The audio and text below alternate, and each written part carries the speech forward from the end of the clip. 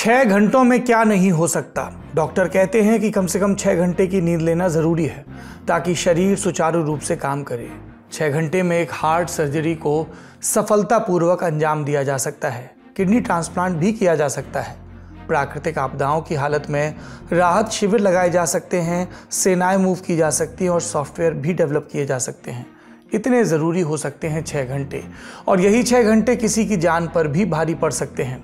कुछ ऐसा ही हुआ बिहार में, जहां एक बलात्कार पीड़िता एम्बुलेंस में 6 घंटे तक तड़पती रही और राज्य के सबसे बड़े सरकारी अस्पताल में उसे इलाज तक नहीं मिला। आज के शो में इस केस पर विस्तार से बात करेंगे, सवालों के जवाब टटोलने की कोशिश, जिसने चुनावी मौसम में बिहार की मूलभूत व्यवस्थाओं पर बहस छेड़ दी। बात महिलाओं के खिलाफ अपराध की है तो आपको तमिलनाडु से आया अपडेट भी देंगे, जहां यौन उत्पीड़न के एक दोषी को 30 साल की सजा दी गई, एक नज़ीर पेश की गई। बात बाढ़ और बारिश से जूझ रहे पूर्वोत्तर भारत की भी होगी।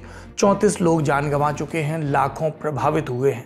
किस तरह की तैयारियां और बचाव कार्य चल रहा है और ऐसा क्यों है कि हर साल इस इलाके से इस तरह के मंजर आते हैं। शो में बात शर्मिष्ठा पनोली की भी होगी। उनके वकील ने कुछ चिंताएं जताई हैं और चलते चलते आपको बताएंगे चेस मास्टर गुकेश की सबसे बड़ी उपलब्धि के बारे में। नमस्कार, सौरभ द्विवेदी नाम है हमारा और आप देखना शुरू कर चुके हैं Lallan top show. Brought to you by Namaste India, Sharda university and Sensodent के। इंडिया को पसंद है थोड़ा ज्यादा। नमस्ते इंडिया डेयरी प्रोडक्ट्स, प्रॉमिस थोड़े ज्यादा का। रेप और मर्डर के एक मामले ने बिहार की व्यवस्थाओं पर सवाल खड़े किए हैं। पटना के सबसे बड़े सरकारी अस्पताल के बाहर एक 11 साल की घायल रेप पीड़िता की मौत होती है। चाकू के वारों से घायल उस बच्ची को बस एक अदद इलाज चाहिए था, लेकिन Patna medical college and hospital यानी पीएमसीएच के कर्मचारियों और सूबे के स्वास्थ्य विभाग के कान पर जूं नहीं रेगी और अस्पताल की ड्योढ़ी पर 6 घंटे तक तड़पने के बाद बच्ची ने दम तोड़ दिया। ये मामला है बिहार के मुजफ्फरपुर जिले के कुढ़नी गाँव का। बच्ची की मां के मुताबिक 26 मई को सुबह 11 बजे के आसपास एक मछली बेचने वाला उनके घर आया। फेरी लगाई बेचने की गुहार, लेकिन मां की तबीयत खराब थी, लिहाजा उन्होंने ज्यादा ध्यान नहीं दिया। जब सोकर उठी तो उनकी 11 साल की बच्ची घर में नहीं थी। खूब ढूंढा, नहीं मिली। कुछ देर बाद गांव वालों से सूचना मिली कि वो मछली बेचने वाला बच्ची को अपनी साइकिल पर बिठा कर ले गया। बाद में गांव के मुखिया ने परिवार को जानकारी दी, बच्ची तालाब के पास घायल पड़ी है। घर वाले तालाब के पास पहुंचे, पुलिस भी आ चुकी थी। पुलिस ने शुरुआती तफ्तीश के बाद कहा कि मछली बेचने वाला कुरकुरे के नाम पर फुसलाकर बच्ची को अपने साथ ले गया। गर्मी की दोपहर की आड़ में तालाब के पास उसने बच्ची का रेप किया, फिर पास पड़े चाकू से बच्ची के शरीर पर घाव पहुंचाए, उसके गले और छाती को चाकू से चीरने की कोशिश की। बच्ची बेसुध थी, कुछ भी नहीं बोल पा रही थी। उसने इशारों में सारी घटना बताई। आरोपी की पहचान 30 साल के रोहित कुमार सहनी के तौर पर हुई। उसे हिरासत में लिया गया और पुलिस के मुताबिक उसने जुर्म भी कबूल कर लिया। पुलिस ने कहा इस तरह के दूसरे अपराधों में भी रोहित सहनी की पहले संलिप्तता रही है। जो एक्यूज्ड है उसको गिरफ्तार किया, गिरफ्तार करके और उसको हम लोगों ने न्यायिक हिरासत में भेजा है। सारे एफएसएल की टीम वहाँ पे गई थी, घटनास्थल का मुआयना किया गया था, सभी सैंपल लिया गया है, कपड़ों का भी सैंपल लिया गया है। उसको हम लोगों ने एफएसएल के लिए रिपोर्ट के लिए भेज दिया है जांच के लिए। 15 दिन के अंदर में चार्जशीट करेंगे, चार्जशीट करके और इसको स्पीडी ट्रायल में लाएंगे। पुलिसिया कार्रवाई के तहत बच्ची जिंदगी और मौत से लड़ रही थी। उसे सबसे पहले मुजफ्फरपुर के Shri Krishna medical college and hospital ले जाया गया। इंडियन एक्सप्रेस के हिमांशु हर्ष की रिपोर्ट के मुताबिक 5 दिन मुजफ्फरपुर में ही बच्ची का इलाज हुआ। हालत बिगड़ने पर उसे पीएमसीएच रेफर किया गया और इसी के बाद घर वालों ने अस्पताल प्रशासन पर गंभीर आरोप लगाए। मसलन बच्ची के एक चाचा ने अखबार को बताया कि जब हम 31 मई को पीएमसीएच पहुंचे तो इमरजेंसी स्टाफ ने हमें बताया कि वार्ड में जगह नहीं, बच्ची को किसी दूसरे वार्ड में भर्ती कराया जाए। 2-3 वार्ड्स के हमने चक्कर काटे, उसके बाद पीडियाट्रिक वार्ड पहुंचे। घंटों तक हमारी बच्ची एम्बुलेंस में रही। कुछ नेताओं के हस्तक्षेप के बाद उसे शाम को 5 बजे भर्ती किया गया और अगली सुबह उसकी मौत हो गई। इधर अस्पताल प्रशासन का कहना है कि कोई लापरवाही नहीं बरती गई। ऐसा लापरवाही तो यहाँ जब से पता चला, जब से वहाँ के अधीक्षक फोन की, माननीय विधायक आई, हमको संज्ञान में आया, तब से हम लगातार किए हुए हैं, सारा चीज किए, वो कहीं कोई देर नहीं हुआ। एक डॉक्टर गाड़ी में चढ़ के एग्जामिनेशन करवाए, देखे, उसके बाद एडमिट कराए। तब से रात भर एक पूरी टीम लगी रही और सुबह लगातार हम लोग बैठे हुए रहे जब तक कि बच्ची यहाँ से सब के जी के बाद चल गई। खबरों में व्यवस्था पर खड़े किए सवाल जैसी बातें लिखी गई, राजनीतिक बयानबाजी भी हुई। 1 जून को लोकसभा में विपक्ष के नेता और कांग्रेस सांसद राहुल गांधी ने एक्स पर पोस्ट लिखी, मुजफ्फरपुर में दलित नाबालिग बेटी के साथ दरिंदगी और फिर हुई इलाज में लापरवाही बेहद शर्मनाक है। अगर समय पर इलाज होता तो उसकी जान बचाई जा सकती थी, लेकिन डबल इंजन सरकार ने सुरक्षा तो दूर जीवन रक्षा में भी घोर लापरवाही बरती। पीड़ित परिवार को न्याय मिलने तक हम चुप नहीं बैठेंगे। दोषियों और लापरवाह अफसरों के खिलाफ सख्त कार्रवाई होनी चाहिए। बिहार में नेता प्रतिपक्ष तेजस्वी यादव की भी प्रतिक्रिया आई। ये डबल इंजन की सरकार पूरी तरीके से फ्लॉप हो चुकी है, फेल हो चुकी है। कोई भी एक मुद्दे पर कभी भी मुख्यमंत्री जी ने अफसोस नहीं जताया, इस बारे में वो चर्चा नहीं करते। अब पता नहीं कि उनको पता भी है कि नहीं घटनाओं का। किसी को भी पीड़िता या पीड़ित परिवार से मिलने का इस सरकार में समय नहीं है। एक मुख्यमंत्री और 2 उप मुख्यमंत्री, सब लोग जो है पॉलिटिकल कार्यक्रम में व्यस्त है, चुनाव में व्यस्त है। सीपीआई-एमएल समेत दूसरे विपक्षी दलों ने भी विरोध प्रदर्शन किया और राज्य के स्वास्थ्य मंत्री और भाजपा नेता मंगल पांडे से इस्तीफा मांगा। हमें लगा मंगल पांडे का भी कोई बयान होगा, जिम्मेदारी उनकी बनती है, विभाग उनका, लेकिन टीवी चैनलों की फीड और उनकी सोशल मीडिया टाइमलाइन हर जगह चुप्पी मिली। लिहाजा जवाब दिया बिहार से आने वाले केंद्रीय गृह राज्य मंत्री नित्यानंद राय ने। जो लालू राबड़ी जी का जमाना था उसमें अपराधियों को और दोषियों को संरक्षण मिलता था, भ्रष्टाचारियों को संरक्षण मिलता था, लापरवाही करने वालों का गुणगान होता था, उसको सजा नहीं मिलती थी, उसको पुरस्कार मिलता था। लेकिन आज नीतीश जी के नेतृत्व वाली बिहार केंद्रीय सरकार में कोई अपराधी कोई अपराध करता है तो उसको सजा दिलवाती है। इस बीच राष्ट्रीय महिला आयोग ने भी बिहार सरकार को नोटिस जारी कर कहा कि पुलिस इस पूरे मामले की निष्पक्ष जांच सुनिश्चित करे।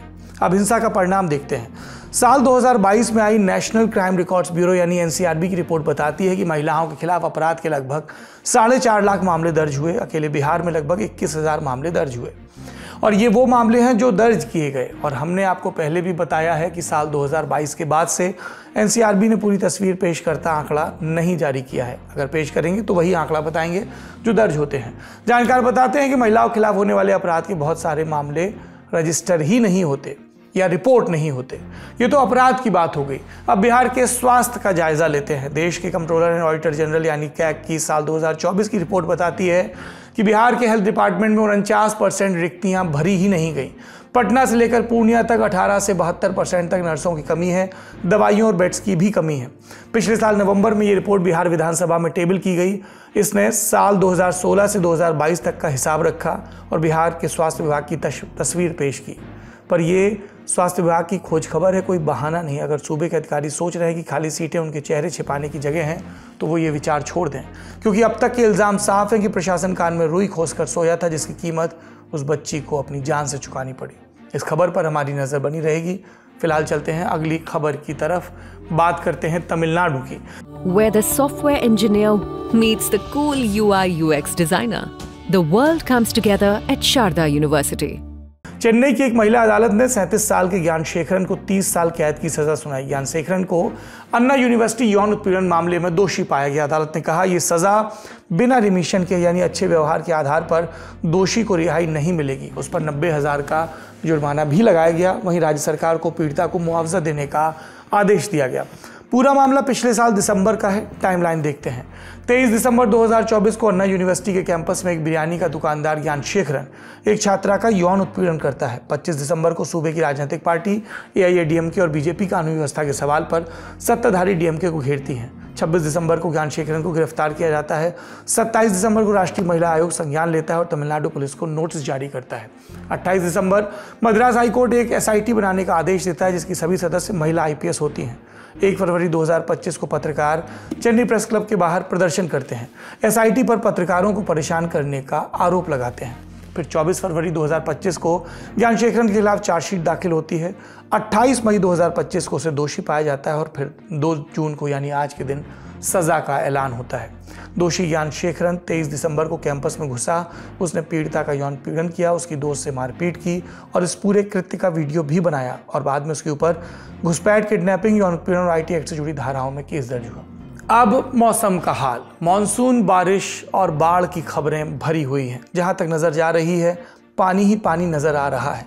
पूर्वोत्तर की ब्रह्मपुत्र और बराक नदियों का जलस्तर बढ़ गया है, जिसके चलते बाढ़ आई और इसका कहर पिछले 4 दिनों से पूर्वोत्तर भारत में दिख रहा है। लगातार बारिश, भूस्खलन और बाढ़ के चलते इलाके के रहवासियों का बुरा हाल है। यहाँ पर कम से कम इस प्रकोप के चलते 34 लोगों की जान जा चुकी है। राज्यवार आंकड़ा देखें तो असम में 10, अरुणाचल प्रदेश में 9, मेघालय और मिजोरम में 6, त्रिपुरा में 2 और नागालैंड में 1 व्यक्ति। असम में 4 लाख से ज़्यादा लोग बाढ़ से प्रभावित हो चुके हैं। राज्य के 35 में से 19 ज़िले इसकी चपेट में हैं। सबसे ज़्यादा प्रभावित कछार ज़िला है, जहां 1 लाख से ज़्यादा लोग ये विभीषिका झेल रहे हैं। 10,000 से ज़्यादा लोगों को राहत शिविर में भेजा गया है। एक और ज़िला है असम का हेलाकांडी। असम ट्रिब्यून की रिपोर्ट के मुताबिक वहां का SK रॉय सिविल हॉस्पिटल पिछले 2 दिनों की लगातार बारिश से भर गया है। ज़्यादातर विभागों में OPD सेवाएं भी सही तरीके से नहीं चल पा रही, जिसके चलते हॉस्पिटल के कर्मचारी रोजाना का काम छोड़कर पानी निकालने और बुनियादी सेवाएं दुरुस्त करने में जुटे हैं। असम के पड़ोसी राज्य मणिपुर में 19,000 से ज़्यादा लोग प्रभावित हुए हैं और 3,000 घरों को नुकसान पहुंचा है। राज्य के चेकॉन इलाके में इम्फाल नदी के उफान से कई सरकारी बिल्डिंगों में भी पानी घुस गया, जिसमें ऑल इंडिया रेडियो इम्फाल और Jawaharlal Nehru institute of medical sciences भी शामिल हैं। भारी बारिश के चलते सिक्किम और त्रिपुरा में भी लोगों को नुकसान उठाना पड़ रहा है। द हिंदू की रिपोर्ट के मुताबिक उत्तरी सिक्किम में 1,500 पर्यटक फंस गए। त्रिपुरा में रविवार को सभी 8 जिलों के लिए रेड अलर्ट जारी किया गया। 30 मई को एक बादल फटने और लगातार बारिश से उत्तरी सिक्किम में व्यापक नुकसान की भी रिपोर्ट आई थी। केंद्रीय गृह मंत्री अमित शाह ने 1 जून को असम, अरुणाचल और सिक्किम के मुख्यमंत्रियों और मणिपुर के राज्यपाल से स्थिति की जानकारी ली। असम के मुख्यमंत्री हिमंता बिस्वा शर्मा ने बाढ़ प्रभावित इलाकों का दौरा भी किया और पीड़ितों की हर संभव मदद का भरोसा दिलाया। बचाव और राहत के कार्य में भारतीय वायुसेना भी लगी है। मसलन असम अरुणाचल सीमा पर उफान मार रही बोनजीर नदी में फंसे 14 लोगों को वायुसेना ने हेलीकॉप्टर के जरिए बचाया। इसके अलावा NDRF, SDRF, पुलिस और अग्निशमन सेवाओं समेत कई एजेंसियां बचाव और राहत कार्य में लगी हैं। जल निकासी की प्रक्रिया भी चल रही है। इस बीच पानी भरने के चलते सड़क और रेल की सेवाएं भी बुरी तरह प्रभावित हुई हैं। कई ट्रेनों को कैंसिल किया गया है। इम्फाल से लेकर दिसपुर तक मेडिकल सेवाएं भी प्रभावित हैं। मणिपुर में भारतीय सेना और असम राइफल्स ने मिलकर ऑपरेशन जल राहत चलाया, जिसके बाद करीब 500 लोगों को सुरक्षित स्थानों पर पहुंचाया गया। आने वाले हफ्तों में भी इस मंजर से राहत की उम्मीद नजर नहीं आ रही। भारतीय मौसम विज्ञान विभाग ने पूरे पूर्वोत्तर भारत, खासकर असम और मेघालय के लिए रेड अलर्ट जारी किया है, यानी आने वाले दिनों में भारी बारिश के अनुमान है। बड़ी खबरें यहीं तक, अब बारी सुर्खियों की। SLS और पैराबेन गॉन, तो उसका करंट ऑन। What then? इसके पोटेशियम आयंस करें टूट का करंट गॉन, लाइव का करंट ऑन। पहली सुर्खी में बात शर्मिष्ठा पनोली की। 22 साल की कानून की छात्रा और सोशल मीडिया इन्फ्लुएंसर शर्मिष्ठा 14 दिनों की न्यायिक हिरासत में है। वजह, उनके खिलाफ समुदाय विशेष की धार्मिक भावनाओं को भड़काने का आरोप। शर्मिष्ठा के मामले में उनके वकील मोहम्मद समीमुद्दीन का बयान आया। उन्होंने कहा, हिरासत में शर्मिष्ठा की प्रॉपर हाइजीन मेंटेन नहीं हो पा रही, ये भी कि वे 13 जून से पहले शर्मिष्ठा को जमानत दिलाने का हर संभव प्रयास कर रहे हैं। देखिए, वहाँ पे उसको प्रॉपर हाइजीन नहीं मेंटेन कर रहे हैं, उनका तबीयत ठीक नहीं है, उनका स्टोन्स है किडनी में, और ऊपर से she is not being given access to newspapers and magazines. तो आज हम लोग लर्नेड CJM कोर्ट के पास हम लोग एक पिटिशन फाइल किए so that she is given access to her basic rights. दरअसल ऑपरेशन सिंदूर के दौरान शर्मिष्ठा पनोली ने अपने इंस्टाग्राम अकाउंट से कई पोस्ट किए। किसी पोस्ट में वो पाकिस्तान की आलोचना कर रही थी, तो एक पोस्ट में वो ऑपरेशन सिंदूर पर बॉलीवुड, खासकर तीनों खानों की चुप्पी पर भी सवाल उठा रही थी। लेकिन इसी को लेकर उन्होंने कुछ बातें कहीं जिससे धार्मिक विवाद हुआ। शर्मिष्ठा ने इसके बाद सोशल मीडिया पर माफ़ीनामा लिखा, लेकिन 15 मई को कोलकाता के गार्डन रीच थाने में उनके खिलाफ एक शिकायत दर्ज हुई। इसके आधार पर पुलिस ने भारतीय न्याय संहिता की विभिन्न धाराओं के तहत मामला दर्ज किया। पुलिस की माने तो शिकायत के बाद शर्मिष्ठा को नोटिस भेजा गया। 31 मई को कोलकाता की पुलिस ने उन्हें गुरुग्राम से गिरफ्तार किया, फिर ट्रांजिट रिमांड पर लेकर अलीपुर कोर्ट में पेश किया और 13 जून तक के लिए जुडिशियल कस्टडी में भेजा गया। अब चलते हैं क्रिकेट की गली में, जहां सत्ता में परिवर्तन की सुगबुगाहट है। पूर्व पत्रकार, मौजूदा कांग्रेस सांसद और BCCI के उपाध्यक्ष और क्रिकेट से लेकर बॉलीवुड तक हर जगह अपनी रसूख भरी दोस्ती के लिए ख्यातिलब्ध राजीव शुक्ल को बड़ी जिम्मेदारी मिल सकती है। खबरों की माने तो वे भारतीय क्रिकेट कंट्रोल बोर्ड यानी BCCI के अंतरिम अध्यक्ष बन सकते हैं। आगे आने वाले 3 महीने के लिए दुनिया की सबसे धनी क्रिकेट बोर्ड के मुखिया, मौजूदा BCCI अध्यक्ष रोजर बिन्नी 19 जुलाई को 70 साल के हो जाएंगे और BCCI के नियमों के मुताबिक अध्यक्ष पद के लिए अधिकतम उम्र 70 साल की है, यानी वो इस पद के लिए फिर अयोग्य हो जाएंगे उसके बाद, जब तक नए अध्यक्ष का चुनाव नहीं होता। 65 साल के राजीव शुक्ल इस पद को संभालेंगे।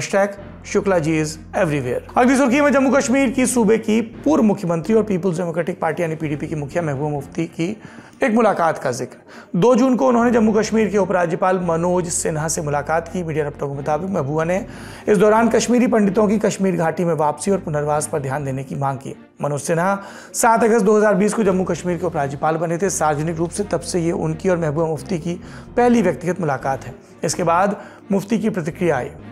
जो हमारी रही है रिवायत, सैकड़ों सालों से जो यात्री आए हैं, कश्मीरियों ने उनको गले लगाया है, अपने कंधों पे उठाया है। हम चाहते हैं वो यात्रा उसी तरह चलती रहे, उसमें कोई खौफ नहीं हो, डर नहीं हो। और तीसरा, मैंने उनसे ये भी रिक्वेस्ट की कि ईद आने वाली है, तो ऐसे में जेलों में जो हमारे नौजवान हैं, जिसमें कई ऐसे लोग हैं जिनके खिलाफ ज्यादा कोई सीरियस चार्जेस नहीं है, तो उनको रिहा किया जाना चाहिए। तो ये हमने कुछ बातें कही उनसे। जब तक तो कश्मीरी पंडित का पार्टिसिपेशन नहीं होता और यहाँ आके पार्टिसिपेशन नहीं होता है, मुझे लगता है वो तब तक नामुकम्मल है। मीडिया रिपोर्ट की माने तो महबूबा ने राजभवन में मनोज सिन्हा को एक डॉक्यूमेंट भी सौंपा जिसमें कश्मीरी पंडितों की वापसी के लिए उठाए जाने वाले मुद्दे का जिक्र था। उपराज्यपाल ने इस डॉक्यूमेंट को देखने और उस दिशा में जरूरी कदम उठाने का वादा किया। इस डॉक्यूमेंट की कॉपी महबूबा ने केंद्रीय गृह मंत्री अमित शाह और मुख्यमंत्री उमर अब्दुल्ला को भी भेजी। अब बात कोविड से जुड़े अपडेट्स की। भारत में कोविड-19 के सक्रिय मामले 4000 के करीब हो गए। स्वास्थ्य एवं परिवार कल्याण मंत्रालय के आंकड़ों के मुताबिक भारत में अब तक 3961 मामले दर्ज किए गए, जिसमें 1435 अकेले केरल से हैं। महाराष्ट्र दूसरे नंबर पर है। बीते 24 घंटे में देश में 203 नए मामले सामने आए हैं। दिल्ली में 22 साल की एक लड़की की कोविड-19 से मौत हो गई। मीडिया रिपोर्ट्स के मुताबिक उसे सांस की बीमारी भी थी। आज का लंडन टॉप शो खत्म करें उसके पहले बात एक चैंपियन की, चेस मास्टर डोमराजू गुकेश यानी डी गुकेश की हम बात कर रहे हैं। उन्होंने नॉर्वे के चेस टूर्नामेंट के 6ठे राउंड के मुकाबले में मैग्नस कार्लसन को मात दी। वही कार्लसन जो 6 बार के वर्ल्ड चैंपियन है। और इसी टूर्नामेंट के पहले राउंड में गुकेश को हराकर जिन्होंने अपने सोशल मीडिया पर पोस्ट किया था, you come at the king, you best not miss. हुआ यूं कि 1 जून को गुकेश और कार्लसन आमने सामने थे। खेल चल रहा था क्लासिक चेस का। ये क्या है वो आगे बताएंगे। मैच के दौरान कार्लसन का पल्ला भारी था और एक वक्त को गुकेश ने हथियार डालने का मन बना लिया था, लेकिन फिर उन्होंने समझदारी और संयम दिखाई। हर मूव प्रिसीजन के साथ चला और आखिर में कार्लसन को ऐसी स्थिति में ला दिया जहां वो कुछ कर ही नहीं सकते थे। कार्लसन हार मानने को मजबूर हो गए और टेबल पर उन्होंने झुंझलाहट में जोर से हाथ मारा। गुकेश के लिए ये जीत इसलिए भी महत्वपूर्ण है क्योंकि उन्होंने पहली बार क्लासिकल चेस फॉर्मेट में कार्लसन को मात दी। ये क्लासिकल चेस क्या है? ये फॉर्मेट क्रिकेट की टेस्ट फॉर्मेट की तरह है क्योंकि हर चाल के लिए इसमें बहुत ज़्यादा समय मिलता है। शुरुआती 40 चाल तक 90 मिनट तक का वक्त होता है और इसके बाद इंक्रीमेंटल टाइम कंट्रोल होता है, यानी हर चाल के साथ प्लेयर को प्लस 30 सेकंड और मिलते हैं। जीत के बाद गुकेश ने कहा कि 100 में से 99 बार इस स्थिति में होने पर मैं कार्लसन से हार जाता हूं, लेकिन आज मेरा लकी डे था। आज का ललन टॉप शो यहीं समाप्त होता है। अपना और अपनों का ख्याल रखिए। शुभ रात्रि।